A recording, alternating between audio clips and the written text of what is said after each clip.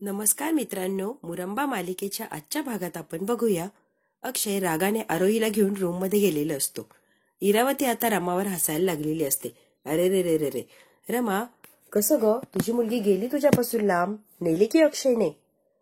तू काहीही करू शकली नाही आणि तुझ्या मुलीवर संस्कार बघ की किती वाईट करते ही इरावती. तरीही तू काही करू शकती नाही. अक्षरशः वाईला जाणारी तुझी मुलगी. रमा आता ओरडते आणि म्हणते, शटअप. आत्ता बोललात परत बोलायचं नाही. एकही शब्द बोललात तर माझ्या इतका वाईट सापडणार नाही. इरावती परत हसते आणि म्हणते, अगं 3 दिवस राहिलेत तुझ्याकडे. काय करता येईल ते कर बाबा. वाचवायचा संसार वाचव ना. रमा आता खूप विचार करते या गोष्टीचा की माझी मुलगी चोऱ्या करतीये, खोटं बोलतीये, लबाडी करतीये. काय वाईट संस्कार आणि काय वाईट परिस्थितीमध्ये तिचं पालन पोषण होतंय. खरंच रमा, जेव्हा तिला गरज होती तेव्हा तू का नव्हती? रमा आता स्वतःलाच प्रश्न करत असते. मी का नव्हते हा प्रश्न खरंच भयंकर आहे ना. कारण मी जर असते तर माझी मुलगी या परिस्थितीत नक्कीच वाढत नसती. आणि अक्षय देवधर, तुमची तर मात्र कमालच आहे. एकदाही तुम्ही आले नाही आणि विचारलं नाही की रमा नेमकी काय झालं होतं. स्वतःच निर्णय दिला आणि निघून गेलात. वा अक्षय देवधर, अजूनही तुमचा इगो तसाच ठेवलाय तुम्ही. यामध्ये मुलीचं भविष्य भरडतंय, एवढंच काय मला सांगायचा प्रयत्न करायचाय. खूप टेन्शनमध्ये असते रमा आणि सारखा सारखा तोच विचार करत असते. तिथे आता अर्था आलेली असते आणि अर्था म्हणते, काकू वाईट वाटून घेऊ नको. मगाशी जे झालं त्यात तुझा काही दोष नाहीये. आणि हे बघ, आरोहीचा सुद्धा दोष नाहीये. चोरी करणारी मुलगी नाहीये, खूप छान आणि सरळ मुलगी आहे ती. हे कोणीतरी करून घेते तिच्याकडून. मी कोणाचं काय नाव वगैरे सांगणार नाही, तुझं तू बघ. पण आरोही तशी नाहीये एवढं मात्र सांगू शकते. मगाशी तिच्या हातातून मालविकाने पैसे काढून घेतले होते आणि जेव्हा काकाने तिचा हात चेक केला तेव्हा त्याला काहीच सापडलं नाही. कळालं का? पण तेव्हा मी काही बोलू शकले नाही कारण मी घाबरले आणि अजूनही मी घाबरतीये. मी तुलाही सांगितलंय, प्लीज कुणाला सांगू नको, मला प्रॉमिस कर. आता आरोहीने रमाकडून प्रॉमिस घेतलेलं असतं की माझं नाव समोर आलं नाही पाहिजे. हे बघ, मी कुणालाही काही सांगणार नाही, अजिबात तू घाबरू नकोस. रमा आता म्हणते, हे जर इरावती आत्याने घडवून आणलं असेल तर आरोहीने स्वतःही कबूल करायला हवं. तरच इरावती आत्याचं पितळ अक्षयच्या समोर उघडं पडणार आणि हे मला करायचा प्रयत्न करावाच लागणार. आरोहीला बोलतं करायला लागणार, तरच काय ते मला उत्तर मिळणार. आरोही आता इकडे अक्षयच्या रूममध्ये असते, विचार करत असते. चोरी करणं म्हणजे काय आणि मगाशी जे मी केलं ते वाईट होतं का? आई आणि बाबा दोघांमध्येही भांडण झालं माझ्यामुळे. खरंच हे चुकीचं असेल का? पण चोरी करणं म्हणजे नेमकी काय? आरोही आता विचार करत असते. अक्षय आरोहीकडे बघतो आणि म्हणतो, हिच्या मनावर जर वाईट परिणाम झाला तर मी काय करू? आणि मगाशी रमा खोटं बोलत नव्हती हे मला जाणवत होतं. पण आरोही समोर जर मी तिची बाजू घेतली असती तर आरोही माझ्यापासून लांब गेली असती. असू दे, रमाची काय गरज आहे मला? मी का तिचा विचार करतो?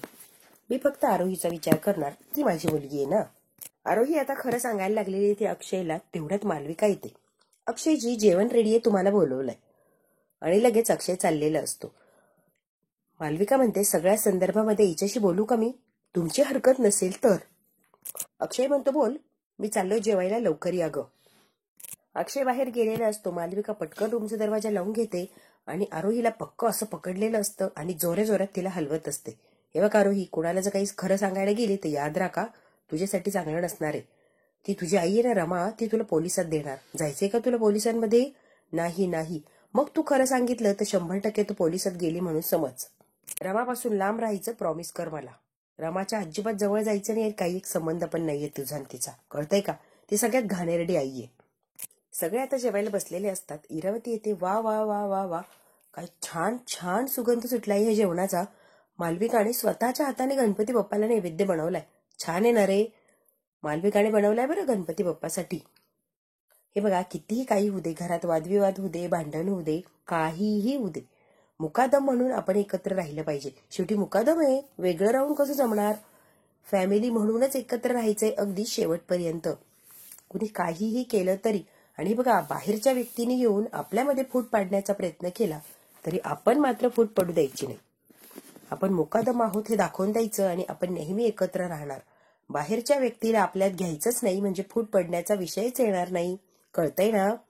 आता सगळ्यांनी एन्जॉय करा बरं. खूप सुंदर असं जेवण बनवलंय ना. आणि हो, सगळ्यांना आवडलं की नाही हे पण सांगा रे मालविकाला.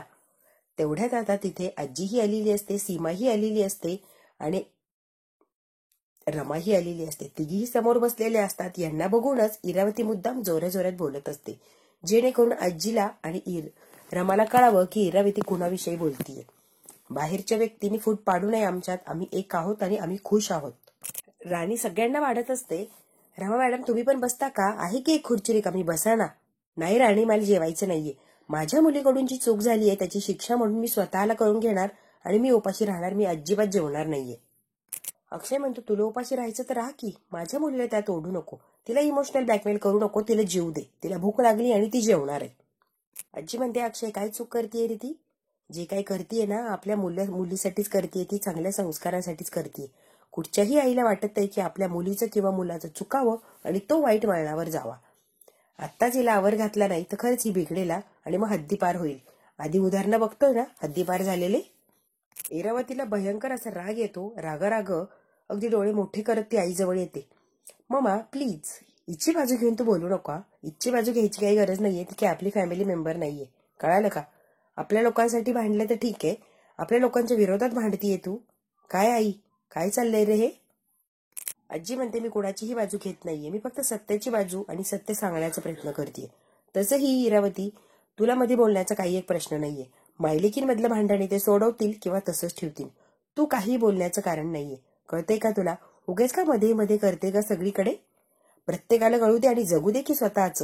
सगळ्यांचं जगणं तू का जगतीयस? प्रत्येकाला तू कंट्रोलमध्ये नाही ठेवू शकत इरावती.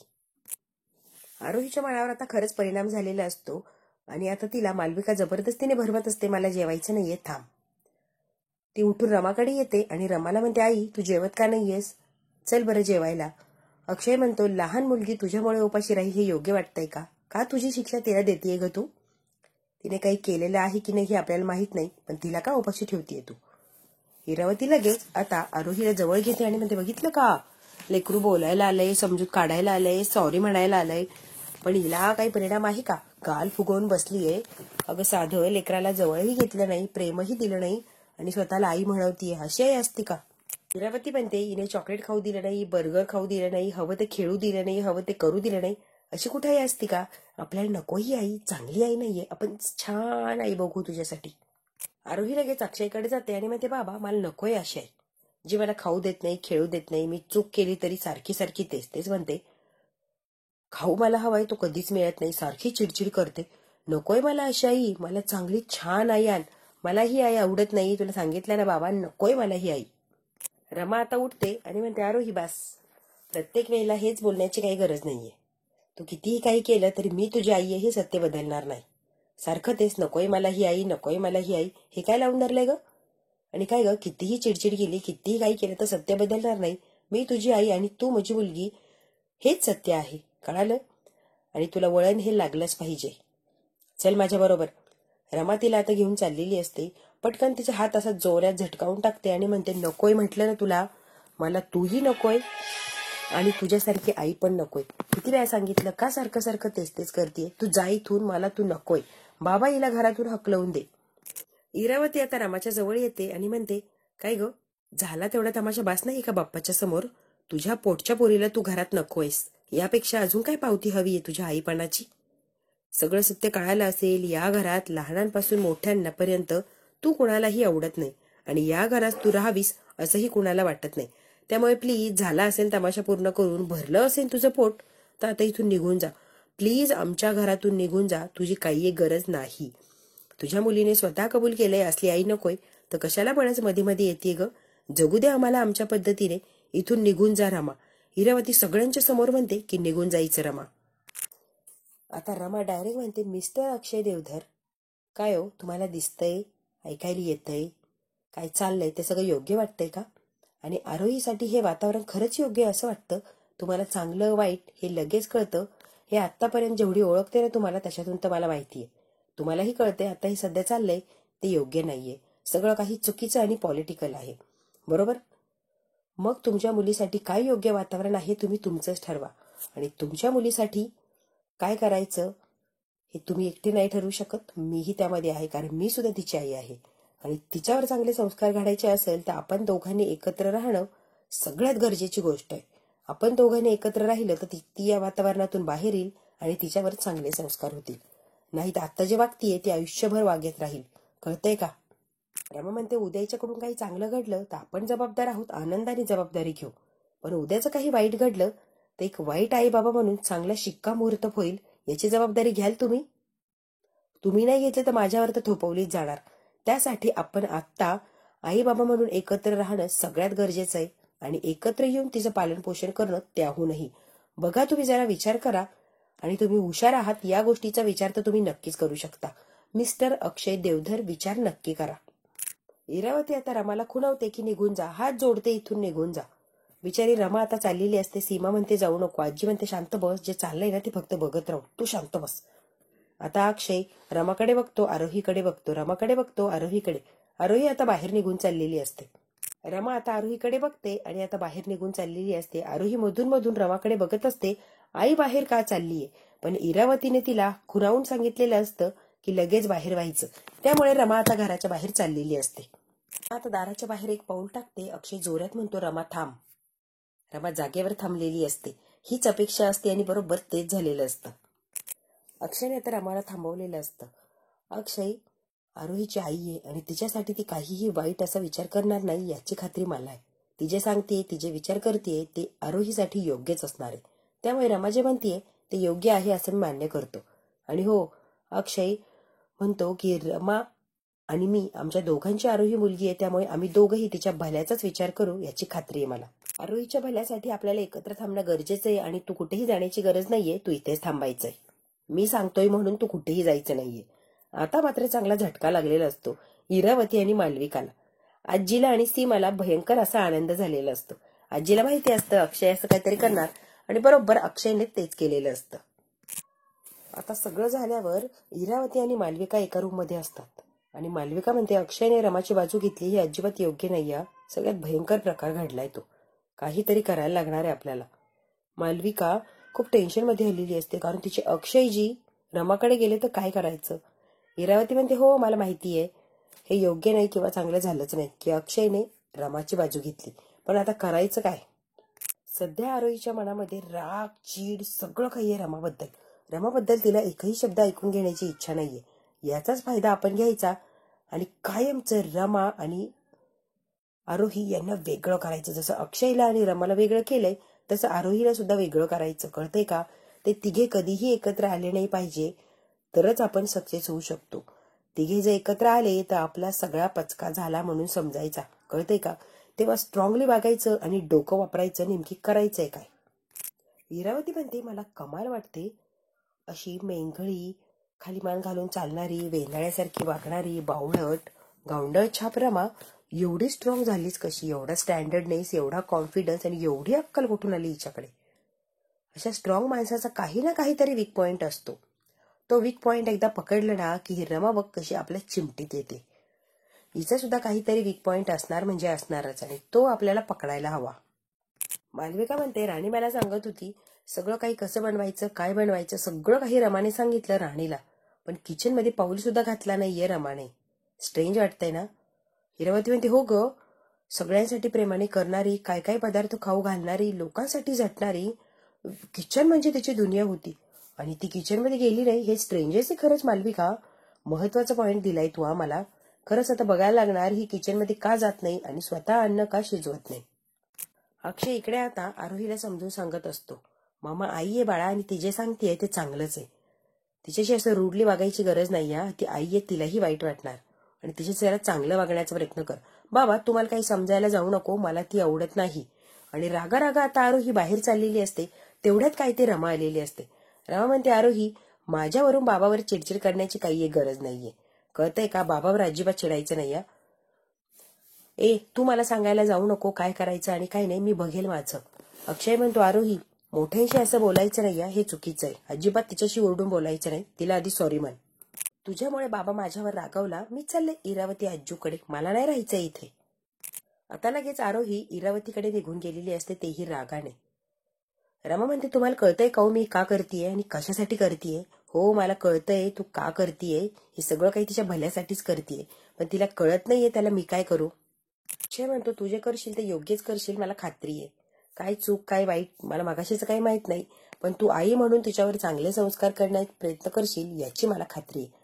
जोडीदार म्हणून एकत्र नाही येऊ शकत, पण आई वडील म्हणून आपण नक्कीच एकत्र येऊ शकतो, तेही तिच्या भल्यासाठी आणि नक्कीच आपण चांगलं तिला घडवू शकतो. रमा म्हणते हो मला खात्री आहे आणि तुम्ही म्हणताय अगदी तसंच होणार आहे. रमा म्हणते आपल्यात एकी असेल तर आरोहीचं आयुष्य चांगलं होऊ शकतो, नाही तर अशीच ती भरकटत जाणार. त्यासाठी आपल्या दोघांना एकत्र राहणं सगळ्यात महत्वाची गोष्ट आहे. अक्षय कळतंय तुम्हाला? अक्षय म्हणतो हो. अक्षयने आणि रमाने एकत्र येण्याचा आता निर्णय घेतलेला असतो आणि डनही केलेलं असतं.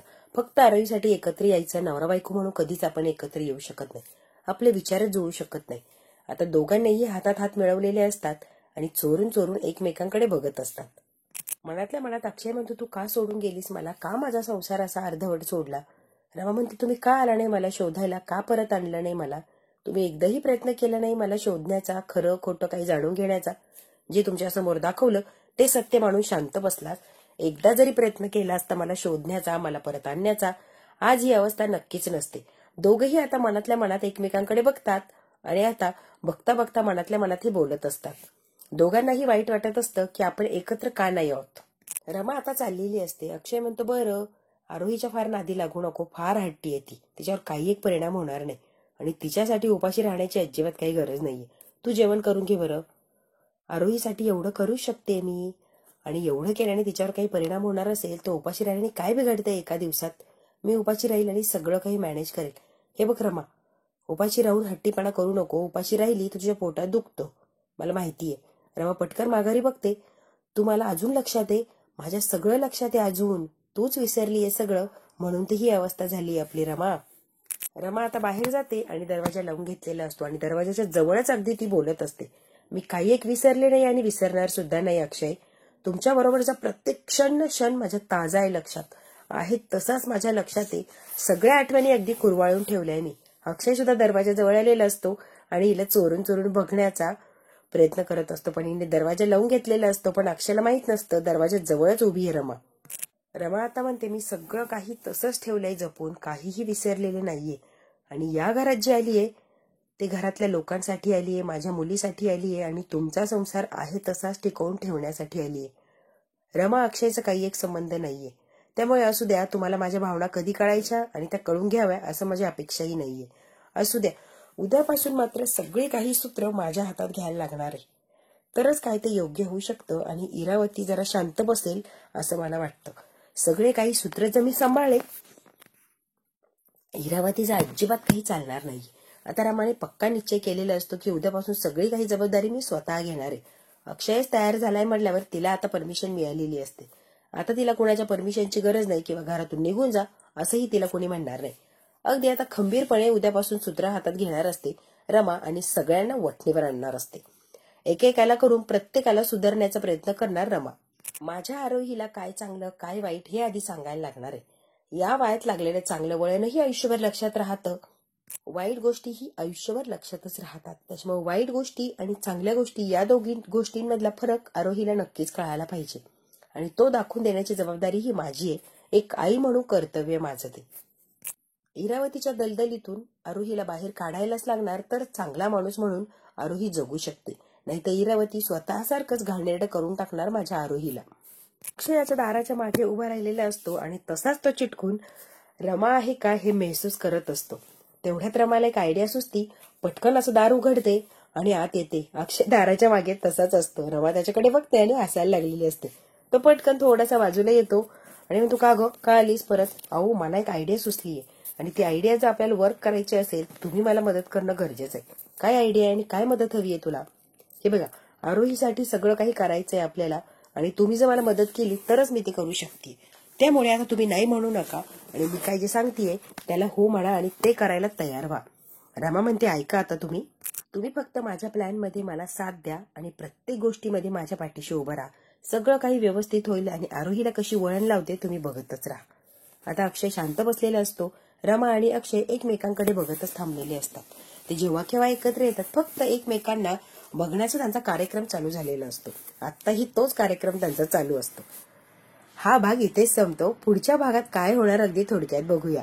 पुढच्या भागात दुसऱ्या दिवशी एक नाटक बसवलेलं असतं आणि ते नाटक करत असते रमा आणि तिच्यासोबत तिला साथ देणार असते गणपती बाप्पा म्हणून आर्था. आणि छान असं तिने बसवलेलं असतं. खरं खोटं चांगलं वाईट सगळं काही छान असं तिने नाटक बनवलेलं असतं आणि आता काही जर त्रास झाला तर आई वडिलांना जाऊन लगेच सांगावा, कारण आई वडील त्या त्रासावर तोडगा काढू शकतात.